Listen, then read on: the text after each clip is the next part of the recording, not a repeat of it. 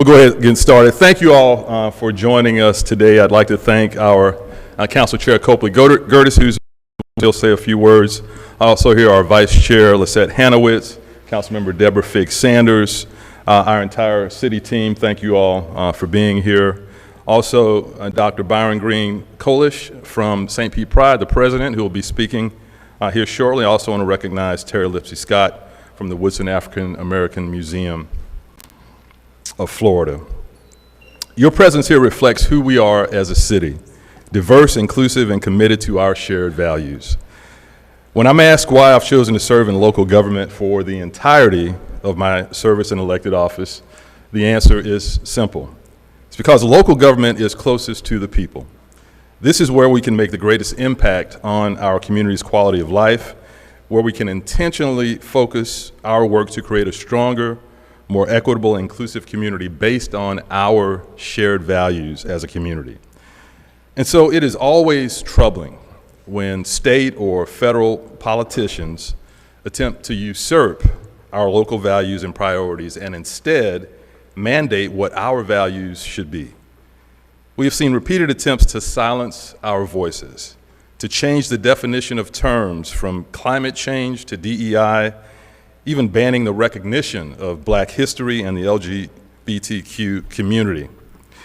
We have seen the attempts to stifle our ability to express and celebrate our community values. Yet time and time again, our community has risen to the occasion, and this latest challenge will be no exception.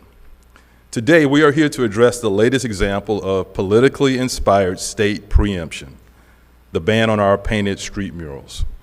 Again, this is not an isolated act. It follows a pattern that we've seen with DOGE, with attacks on diversity, equity, and inclusion, and redefining what that even means.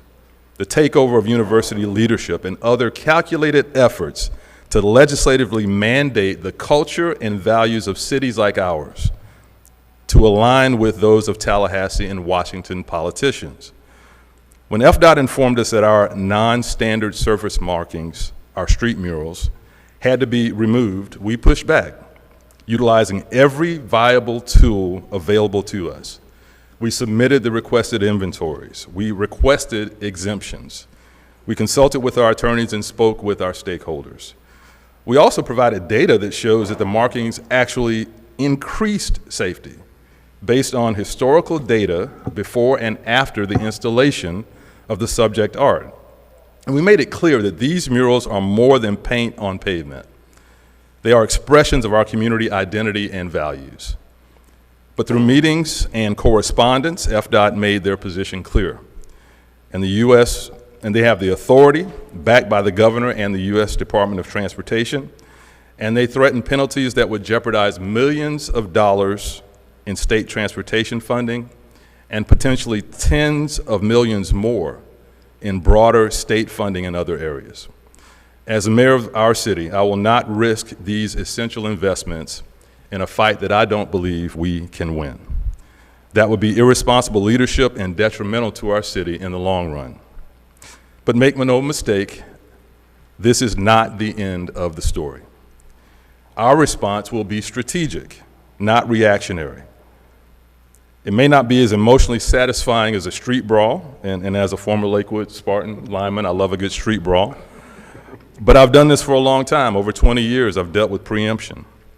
And it will serve us better in the long run to be strategic for our community. We will build back stronger, and we will create new, even more powerful expressions of who we are. Expressions that cannot be erased. The state can remove the paint from our streets. They can remove those symbols, but they cannot bind the spirit of the city of St. Petersburg or silence our voice. When we say we are St. Pete, that means all of us, and we will stand by that. So our murals will live on city and privately owned properties, on flags and banners and other installations. Whatever is taken away will be replaced in new, more impactful ways. And to those who think they can silence St. Petersburg, all you have done is amplify our voice. Our message will now travel farther and louder than ever before. Let's remember what's at stake here. The Progressive Pride mural in the Grand Central District, created in partnership with St. Pete Pride, a vibrant symbol of our city's diversity and inclusion. The Black History Matters mural in front of the Woodson Museum, reimagined in 2023 to celebrate Juneteenth and the enduring contributions of Black Americans.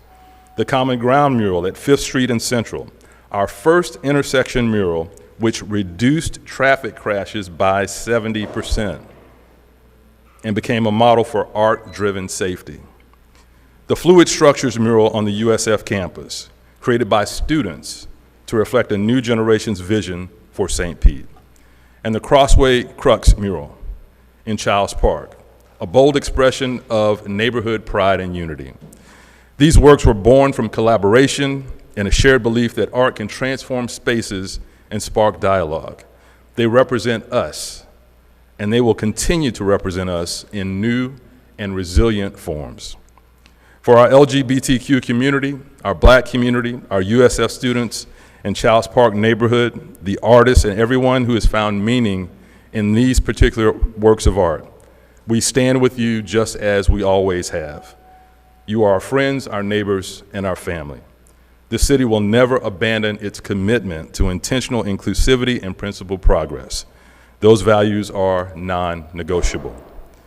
Now, we've already begun conversations with community stakeholders about how we move forward. Those conversations will accelerate in the near term, and together with council, with the community, with all stakeholders, we will craft the next chapter of St. Pete's story of inclusion and resilience. And now I have a call to action for our residents.